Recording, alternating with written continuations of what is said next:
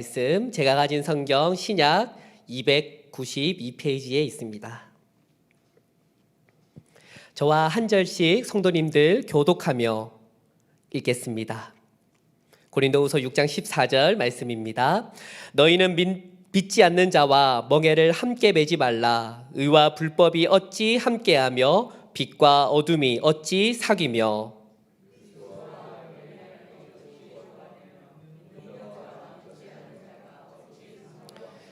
하나님의 성전과 우상이 어찌 일치가 되리요. 우리는 살아계신 하나님의 성전이라. 이와 같이 하나님께서 이르시되 내가 그들 가운데 거하며 두루 행하여 나는 그들의 하나님이 되고 그들은 나의 백성이 되리라.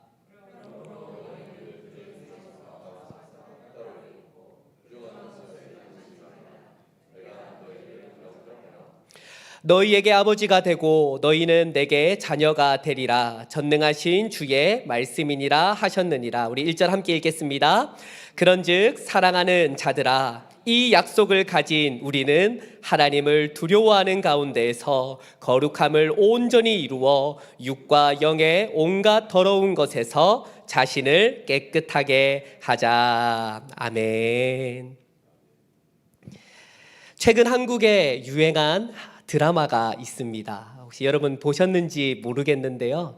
참교육이라는 드라마가 아주 인기를 끌었습니다. 교권이 심각하게 훼손되고 교사의 권위가 땅에 떨어진 한국의 현황을 풍자하며 시원한 액션과 사이다 같은 방법으로 보는 이들로 하여금 유쾌함을 주는 그런 드라마입니다. 비록 어떤 사람들은 폭력을 폭력으로 해결한다라는 갑론을박이 있지만 많은 사람들이 그 드라마를 보면서 통쾌함을 느낀다라고 이야기를 합니다. 저는 이 드라마를 보면서 권위가 무엇인지에 대해 생각해 보았습니다. 왜냐하면 저는 목사로서 권위라고 하는 것에 매우 민감하기 때문입니다. 우리가 알아야 될 분명한 것은 권위와 권위주의는 분리되어야 한다라는 거지요. 권위주의는 권위를 맹목적으로 의지하거나 이를 강압적으로 행사하려는 사상 및 정치 사회적 태도를 말합니다.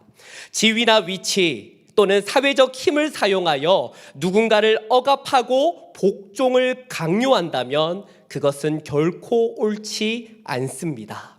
그러나 우리가 살아가는 사회 안에서 이 권위라고 하는 것은 반드시 필요합니다. 성경은 우리에게 뭐라고 말씀할까요? 성경은 권위를 부정하지 않습니다. 아니, 오히려 최고의 권위가 무엇인지를 우리에게 가르쳐 주고 있습니다.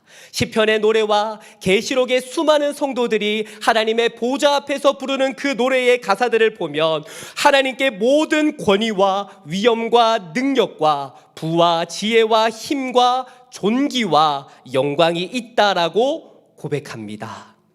권위는 창조주와 피조물 사이에 필연적으로 나타나는 질서라고 할 수 있습니다. 문제는 타락한 인간이 스스로 하나님 되기를 원하여 자기의 지위와 힘을 이용해서 타인을 억압하고 군림한다라는 것이 문제이겠지요. 저는 목사에게 어느 정도의 권위가 필요하다라고 생각합니다. 목사의 권위가 하나님의 말씀이고 그 말씀을 증거하는 것이다라고 할 수 있지만 사실 권위는 그 자체로 객관적인 힘을 가진 것이 아닙니다. 그 지위와 힘을 인정하는 따르는 사람들이 있을 때에 권위는 세워지는 것입니다. 따라서 말씀을 증언하는 목사가 권위를 잃어버린다면, 조금 더 쉽게 말해 인정을 잃어버리고 신뢰를 잃어버린다면 강단 앞에 서서 성도님들께 설교하는 것은 결코 쉬운 일이 아닐 것입니다. 오늘 본문의 말씀은 고린도 교회를 향한 바울의 편지입니다. 고린도 교회는 우리가 잘 알고 있듯이 문제가 많은 교회였습니다. 우상 숭배, 음란, 교인들 간의 갈등과 고소의 문제, 은사를 자랑하는 문제 등 고린도 교회가 신음하고 있는 문제는 굉장히 많았습니다. 그 가운데 아주 심각한 문제 하나를 꼽는다고 한다면 그것은 바로 고린도 교회가 바울의 권위를 인정하지 않는다라는 것입니다. 고린도 교회를 세우고 목양을 한 바울의 권위가 세워지지 않았기 때문에 고린도 교회는 바울의 설교와 바울의 편지를 거부했습니다. 바울은 고린도 교회의 문제를 해결하기 위해 편지를 여러 번 쓰게 됩니다. 그 가운데 우리가 읽고 있는 고린도 전서가 바로 그 편지 중에 하나입니다. 사도 바울은 고린도 교회의 문제 앞에 고린도 전서를 쓰고 그 이후에 눈물의 편지 또는 엄중한 편지라고 명명된 편지를 하나 더 쓰게 됩니다. 고린도 교회는 이렇게 바울의 편지를 읽고 회개하며 다시 바울과 친해지는 화해를 요청하게 됩니다. 그 화해에 반응하여 쓴 편지가 오늘 본문인 고린도 후서의 말씀입니다.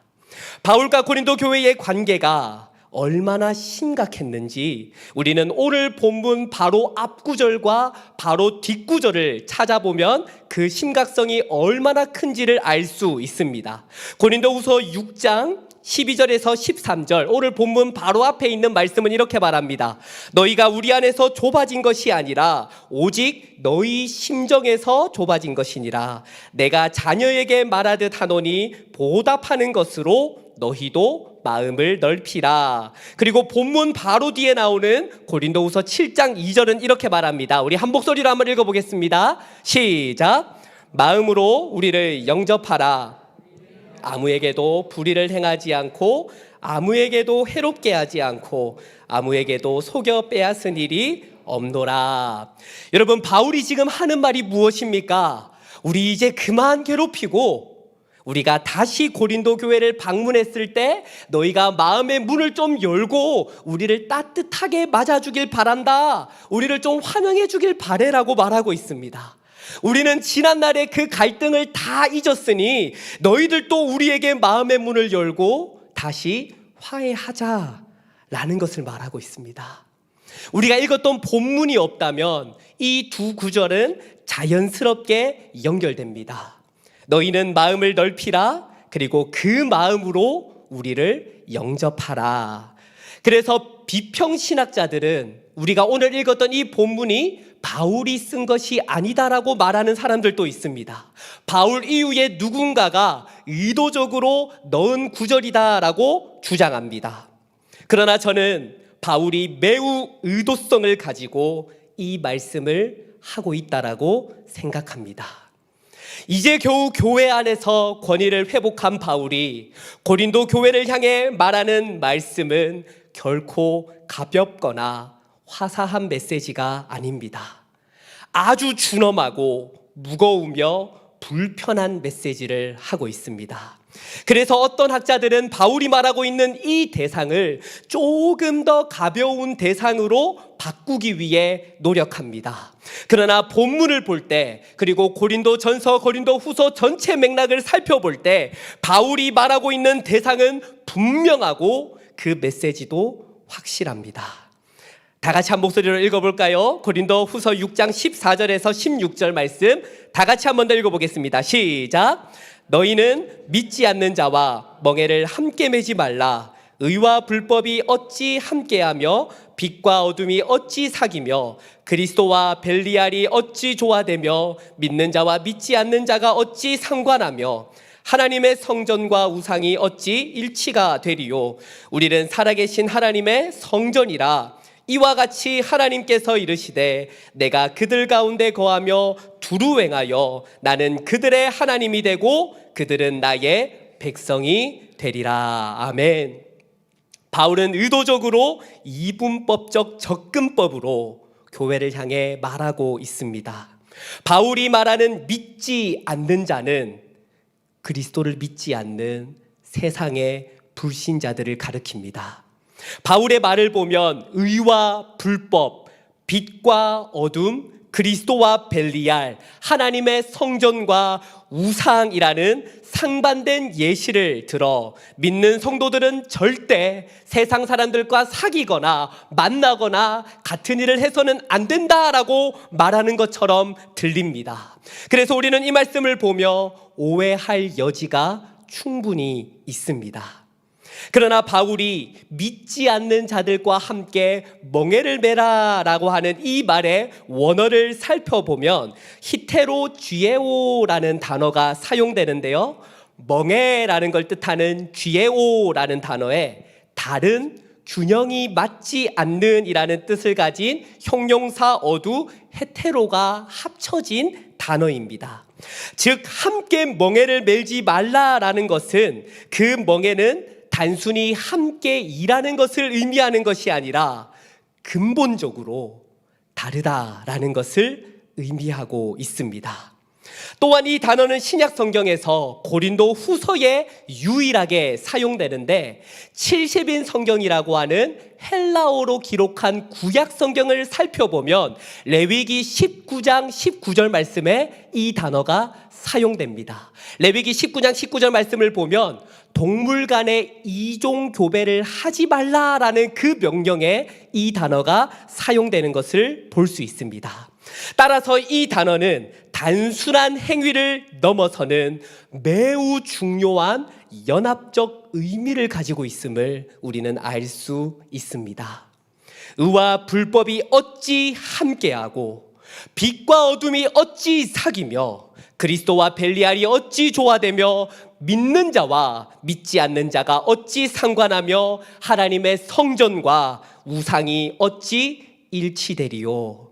바울이 여기서 사용한 단어들은 각각 다른 단어들이지만 하나된 공통된 의미를 가지고 있습니다. 그것은 바로 연합입니다. 바울은 성도들을 향해 세상에 믿지 않는 사람들과 기능적으로 함께하지 말라라는 것을 말하는 것이 아니라 결코 세상과 연합하지 말라라는 것을 우리에게 말하고 있습니다. 지난 유스 비전 트립에서 시카고에서 출발해서 달라스에 이르기까지 꽤 긴 여정을 우리 유스 친구들과 함께 했습니다. 켄터키의 노아 방주를 지나고 미주리에서 이제 뮤지컬을 본 이후에 아칸사에 있는 스프링스, 유레카 스프링스라고 하는 곳에 가서 예수님의 고난의 뮤지컬을 보았습니다. 또한 예수님 시대 때에 사용했던 기구들 그리고 그 집들을 그대로 복원해 놓은 아주 재미난 전시들도 보았습니다. 저에게 이 모든 것이 굉장히 신선했지만 그 무엇보다도 저에게 가장 충격적이고 신선한 경험은 바로 제가 거기서 아미시 공동체를 보았다라는 겁니다. 책에서만 보았고 사진으로만 보았던 그들이 거기 있었어요. 모두가 똑같은 머리 스타일에 똑같은 옷을 입었습니다. 신발까지도 아직도 기억해요. 검정색 스케쳐스를 입고 다 똑같은 모습으로 줄을 서서 기다리는 것을 보았습니다. 그런 아미시 공동체를 보면서 우리 친구들은 서로 사진도 찍고 영상도 보고 휴대폰을 가지고 노는데 비슷한 또래의 아미시 공동체 아이들이 굉장히 신기하게 그걸 보는 거예요. 왜냐하면 이들은 세상에서 분리되어 살아가기 때문에 스마트폰을 사용하지 않기 때문입니다.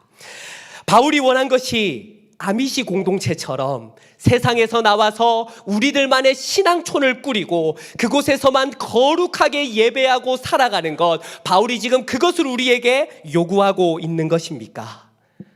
저는 아니라고 생각합니다. 성경은 분명하게 우리에게 세상 속에서 그리스도인으로서 빛과 소금으로서 살아가라라고 명령하기 때문입니다.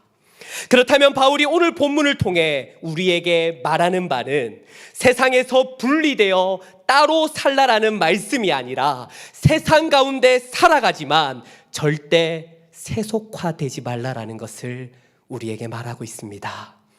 주님의 말씀처럼 We are in the world, but not of the world. 이것을 바울이 우리에게 말하는 것입니다. 그럼에도 바울이 극단적 이분법으로 그리고 아주 강한 비유를 가지고 교회를 향해 말하고 있는 이유는 교회는 성이고 세상은 악이라는 이분법적 사고에서 나타난 것이 아니라 오히려 고린도 교회의 성도들의 가치관이 이분법적으로 나누어져 있어서 세상을 살아갈 때는 세상이 원하는 방법으로 살아가고 세상이 추구하는 돈과 명예를 추구하며 살아가다가 주일에 교회 나와서는 하나님 앞에서는 하나님의 말씀대로 살아가려고 하는 그런 이분법적 상반된 삶을 살았기 때문에 바울은 그들의 삶을 비꼬며 우리에게 말하고 있는 것입니다. 돈은 중립적인 것이기 때문에, 재물은 그 자체로 악하지 않기 때문에 세상을 살 때는 가끔씩 세상의 가치관을 따라 살아갈 수 있다라는 생각이 교회를 타락시키고 우리를 넘어뜨립니다. 교회는 악한 것으로 타락하지 않습니다. 교회는 이것은 아무것도 아니야라는 그것 때문에 내 삶의 선택의 기로에서 이거 선택하는 것 정도는 아무것도 아니야, 모두가 이렇게 선택하는데 이 정도는 괜찮잖아, 하나님이 하지 말라는 말씀 분명하게 성경에 말하지 않았잖아 라고 하는 그 안일함 때문에 성도는 넘어진단 말입니다.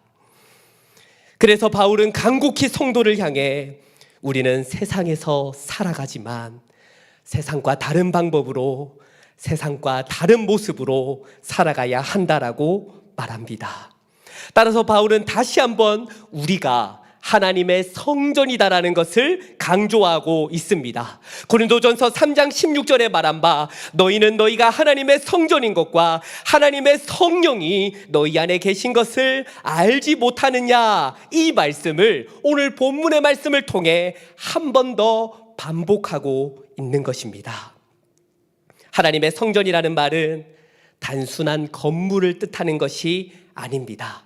건물을 뜻하는 히에론이라고 하는 헬라어 단어 대신에 나오스라고 하는 단어를 사용하는데, 이 나오스라고 하는 단어는 성전 가운데 하나님의 임재가 있는 지성소를 가리키는 단어가 바로 나오스라고 하는 단어입니다.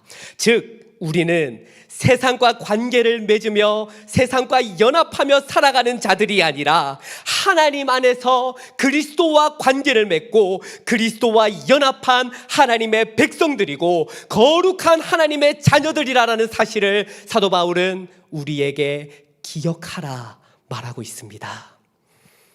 사랑하는 성도님들, 거룩이라는 것은 우리의 행위가 아닙니다. 거룩은 우리의 정체성이 어디에 있는지를 분명히 아는 것입니다. 구약에서도 거룩이라는 단어를 사용할 때 대부분 그 문맥을 살펴보면 하나님의 언약 가운데 이스라엘 백성들이 하나님의 백성이 되었다라는 그 문맥 안에서 내가 거룩하니 너희도 거룩하라 라는 말씀을 찾아볼 수 있습니다. 또한 우리 개혁주의 신학이 고백하는 구원의 서정을 보면 거룩하신 하나님을 닮아가는 성화라고 하는 것은 칭이 바로 다음에 나오는 것이 아니라 양자됨 다음에 나오는 것입니다. 이것이 무엇을 말합니까? 우리가 하나님으로부터 의롭다함을 받았습니다. 따라서 나는 의롭기 때문에 성화의 삶을 살아가야 한다, 그것을 말하는 것이 아니라 우리가 의롭다함을 받고 하나님의 자녀가 되었기에 그 은혜 가운데 우리는 거룩을 추구할 수밖에 없는 자들이라는 것을 우리에게 말하고 있는 것입니다. 거룩하신 하나님 안에서 거하는 것, 거룩하신 하나님께서 우리 안에 역사하시는 것, 우리의 전인적인 삶이 하나님의 뜻 안에 있는 것, 이것이 거룩입니다. 바울은 고린도 교회를 향해, 그리고 오늘 하나로 교회를 향해 이 거룩을 회복하라 말씀하고 있습니다. 계속해서 바울은 하나님의 약속을 언급하며 거룩의 본질과 교회의 회복을 말하고 있습니다. 16절에서 바울이 한 말씀을 살펴보면 에스겔 선지자가 했던 말씀을 그대로 인용한다라는 것을 우리는 알 수 있습니다. 에스겔 37장 27절 말씀을 보면 이렇게 말합니다. 내 초소가 그들 가운데 있을 것이며 나는 그들의 하나님이 되고 그들은 내 백성이 되리라. 17절에서 바울은 이사야 선지자의 말씀을 인용하며 이렇게 말합니다. 이사야 52장 11절 말씀 우리 한 목소리로 한번 읽어볼까요? 시작. 너희는 떠날지어다 떠날지어다 거기서 나오고 부정한 것을 만지지 말지어다 그 가운데서 나올지어다 여호와의 기구를 매는 자들이여 스스로 정결하게 할지어다. 또한 6장 18절에서 너희에게 아버지가 되고 너희는 내게 자녀가 되리라 라는 주님의 말씀은 예레미야 선지자의 말씀을 상기시킵니다. 예레미야 31장 9절 하반절 말씀에 나는 이스라엘의 아버지요 에브라임은 나의 장자니라. 바울은 이사야, 에스겔 그리고 예레미야 선지자의 말씀을 통해 고린도 교회를 향해 말하고 있습니다. 이 세 명의 선지자들의 특징이 무엇입니까? 바로 메시아를 구체적으로 예언한 선지자들입니다. 바울이 이 세 명의 선지자의 약속을 언급하고 있는 것은 예수 그리스도 안에서 하나님의 모든 약속이 다 이루어졌기 때문입니다. 우리 주 예수 그리스도가 세상의 빛이십니다. 예수 그리스도가 성전의 완성이십니다. 따라서 예수 그리스도 안에서 우리는 죽음으로부터 자유케 되었습니다. 이 예수를 주라 시인하는 모든 믿는 자들은 그리스도의 의로 말미암아 하나님의 백성이 되었습니다. 이제 그 무엇도 우리를 정죄할 수 없습니다. 그 무엇도 우리를 대적할 수 없으며 그 무엇도 우리를 우리 주 그리스도 예수 안에 있는 하나님의 사랑에서 끊을 수 없습니다. 교회는 이 약속을 믿고 이 자유를 누리는 공동체입니다. 바울이 세 명의 선지자들을 통해 우리에게 하는 말은 우리는 하나님의 자녀로 하나님의 백성으로 세상 가운데 거룩한 자들, 하나님의 약속을 받은 자들이라는 것을 말씀하고 있는 것입니다. 사랑하는 하나로 교회 성도님들, 이 약속을 가진 우리는 하나님을 두려워하는 가운데에서 거룩함을 온전히 이루어 육과 영의 온갖 더러운 것에서 자신을 깨끗하게 해야 합니다. 이것이 바울이 오늘 우리에게 말씀하고 있는 교회의 회복입니다. 그런데 저는 이 말을 하고 있는 바울의 입장에서 교회의 사명을 한 번 더 생각해 보기를 원합니다. 앞서 우리는 바울과 고린도 교회의 관계를 살펴보았습니다.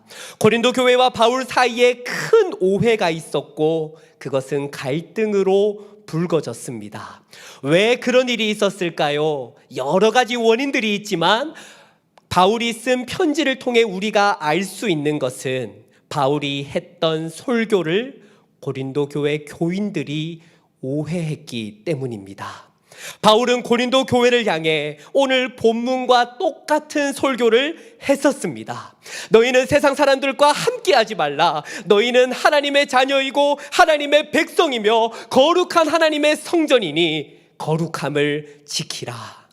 그런데 바울의 설교를 들었던 고린도 교회 성도들은 오해하기 시작합니다. 아니 그러면 우리는 어떻게 살란 말입니까? 바로 옆에 이웃이 우상을 숭배하는 자들인데, 나와 함께 일을 하는 모든 사람들이 하나님을 믿지 않는 자들인데, 그리스도를 주라 시인하지 않는 자들인데, 그러면 내가 이 사람들과 전혀 관계하지 않고 완전 따로 떨어져서 살란 말입니까? 그렇다면 나는 어떻게 살 수 있습니까? 라고 바울을 향해 반발하면서 바울의 설교를 오해했습니다.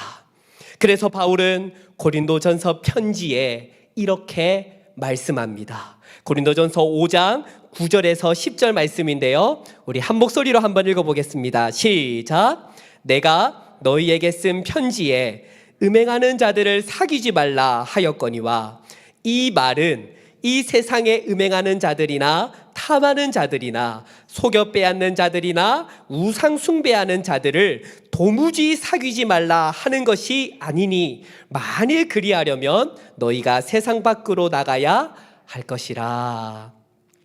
바울은 음행하는 자들과 사귀지 말라라고 했던 이 말이 세상 사람들과 만나지 말라라는 말이 아니라 교회 안에서 음행하고 속여 빼앗는 자가 있거든. 그들을 치리하고 권징하되 그들이 돌아오지 않는다면 그들과 사귀지 말라라는 의미야. 그러니까 오해하지 마라고 고린도 교회를 향해 편지하는 것을 우리는 보게 됩니다.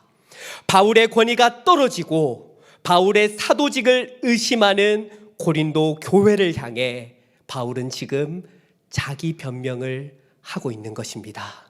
오늘 본문의 말씀인 고린도 후서는 더욱 그렇습니다. 고린도 교회가 회개했다라는 말을 들은 바울은 고린도 후서 편지를 쓰면서 계속해서 말하기를, 오늘날로 말하면 나 진짜 목사 맞습니다. 나 진짜 사도 맞아요. 내가 얼마나 열심히 열정적으로 복음을 증거했는지 여러분 아십니까? 내가 복음을 증거하다 매를 맞기도 하고 감옥에 갇히기도 하고 굶주리기도 하고 대적의 핍박으로부터 얼마나 내 몸이 상했는지 여러분 아십니까? 제발 좀 나를 믿어주십시오라고 하는 자기 변명이 대부분 주를 이루고 있는 것을 우리는 보게 됩니다. 그렇다면 아니 이렇게 구차하게 변명하면서 고린도 교회와 겨우 화해하려고 한다면 사도 바울은 고린도 교회를 향해 뭐라고 설교해야 합니까? 내가 지금까지 너무 설교를 세게 했죠? 내가 이전에 너무 설교를 강하게 하니까 여러분 오해한 것 같은데 죄송합니다. 제가 잘못했어요. 이제 여러분들에게 조금 더 부드러운 설교를 하겠습니다. 십자가, 예수 그리스도 그런 거 말고 인간의 심리, 사랑, 용서 이런 듣기 좋은 설교를 내가 여러분들에게 할 테니 여러분 이제 우리 오해하지 말고 잘 지내봅시다. 여러분 바울이 이렇게 설교해야지 조금 더 스무스하게 넘어가지 않을까요? 그런데 오늘 본문 말씀에 바울은 또 그 말을 하고 있단 말입니다. 우리는 하나님의 성전입니다. 우리는 거룩한 하나님의 자녀들입니다. 그러니 세상 사람들과 연합하지 마십시오. 이것 때문에 오해가 불거지고 이것 때문에 갈등으로 싸웠는데 사도 바울은 겨우 화해하는 그들 앞에 여러분 마음의 문을 여십시오. 그리고 오해하지 마십시오. 여러분 우리는 하나님의 자녀입니다. 하나님의 백성입니다. 그러니 거룩히 삽시다. 또 이렇게 잔소리를 하고 있단 말입니다.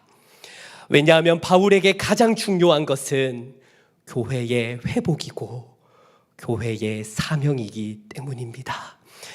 잘못하면 또 고린도 교회와 사이가 나빠질 수 있고 또 문제가 생길 수 있지만 그러나 바울의 관심은 내가 어떻게 하면 다시 고린도 교인들의 마음을 얻을까? 내가 어떻게 하면 조금 더 나이스한 사람이 될까? 여기에 바울의 관심이 있는 것이 아니라 어떻게 하면 우리가 하나님의 영광을 위해 예수의 복음을 위해 살아갈까? 어떻게 하면 이 땅의 교회가 거룩함을 가지고 하나님의 영광을 드러낼까? 여기에 바울의 관심이 있단 말입니다. 바울은 사람들의 인정과 칭찬보다 하나님의 영광과 거룩을 더 중요하게 생각했습니다.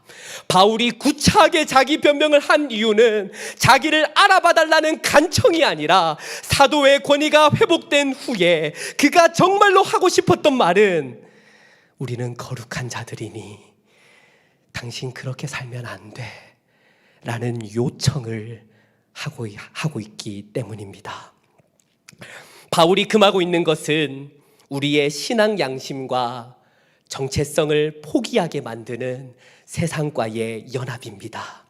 하나님보다 돈을 더 두려워하게 만드는 연합, 그리스도보다 사람의 인정을 더 붙들게 만드는 연합, 복음보다 세상의 방식에 더 순응하게 만드는 그 연합을 거부하라 말씀합니다. 사랑하는 하나로교회 성도님들, 교회의 회복은 그리스도와 연합하는 것입니다. 세상 속에서 세속화되지 않고 오직 그리스도와 연합하여 하나님의 백성으로 하나님의 은혜 안에 거하는 것이 바로 교회가 해야 할 회복입니다. 또한 교회의 사명은 하나님의 영광을 위해 살아가는 것입니다.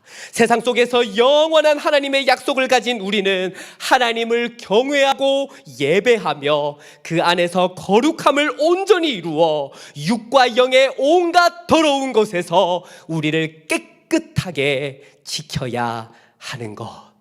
이것이 오늘을 살아가는 저와 여러분들의 교회의 사명입니다. 바울은 고린도 후서를 통해 화해와 하나됨을 요구하는 두 문맥 사이에 먼저 그리스도와 연합하고 거룩함 가운데 그리스도의 사명을 감당하라 말씀하고 있습니다. 교회는 하나됨이 중요합니다. 서로 화해하고 용서하고 하나 돼야 됩니다. 그러나 그 연합을 위해 먼저 선행돼야 할 것은 교회의 거룩성을 회복하는 것입니다. 그리고 우리 하나로 교회가 정말 하나님의 소명, 그 사명을 감당하고 있는지를 점검해 보는 것이 먼저일 것입니다.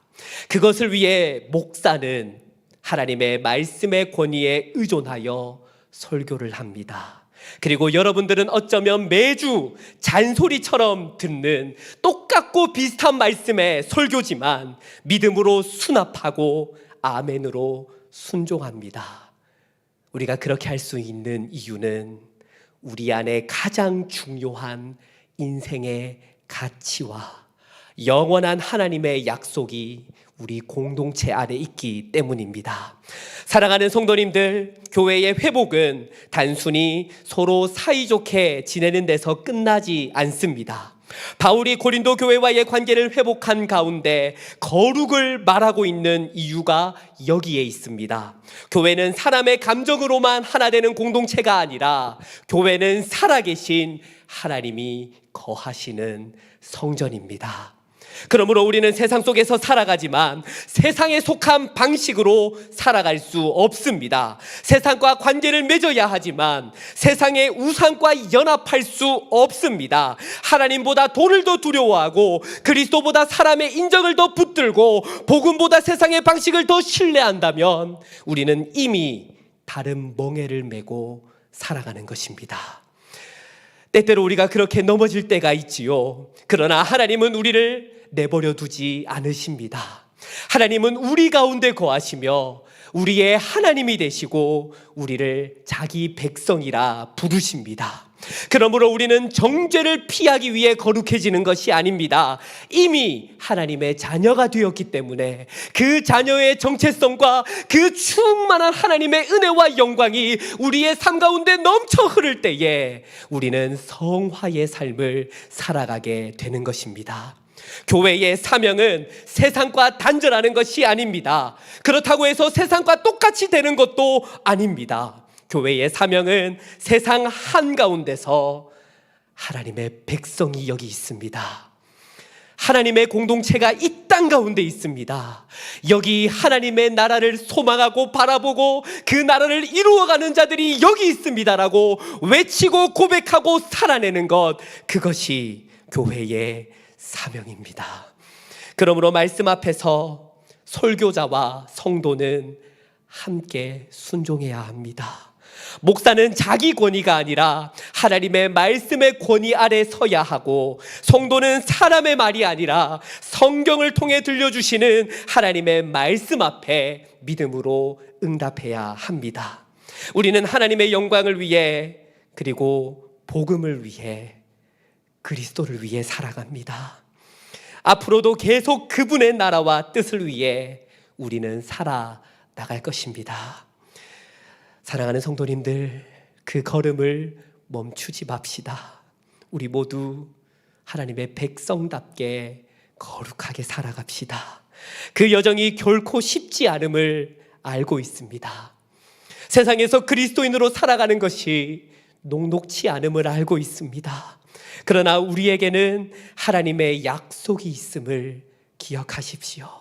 바울이 고린도 교회를 향해 마지막 편지에서 기도하며 간구했듯이 하나님의 백성으로 이 땅 가운데 교회의 거룩을 위해 살아나가기로 결단한 모든 그리스도인들 가운데 주 예수 그리스도의 은혜와 하나님의 사랑과 성령의 교통하심이 교회와 함께 있을 것입니다.